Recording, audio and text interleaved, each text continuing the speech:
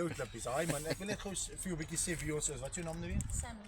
Sammy, dis Daniel Rousseau. My naam is Jaco. Ons is van 'n besigheid Purple Kush. Dis 'n natural supplement besigheid. Ons is baseer in die strand in die Iberian Towers. So ons is ons glo net in natuurlike supplement. So dis hoe ons die natuurlike ja, ons doen natuurlike supplement. Ons het oor die 280 produkte.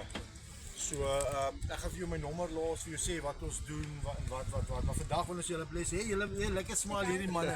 Ek wil julle vandag net 'n bietjie bless met 'n bietjie pap. So ek wil net dankie sê vir Purple Kush.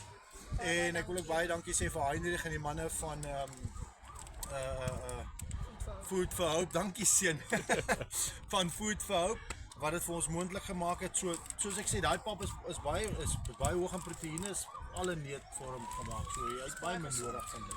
So daar's so julle manne, daar's vir julle water. Nog vocht. Baie, miskien kan jy vir jou hierdie watertjie vat. Baie dankie. Ek hoop dit help 'n bietjie. Ons sal julle weer sien, nê? Nee? Julle moet nou lekker pap eet, okay? Jy ook, jy moet lekker pap eet. Môreoggend. Alright. Lekker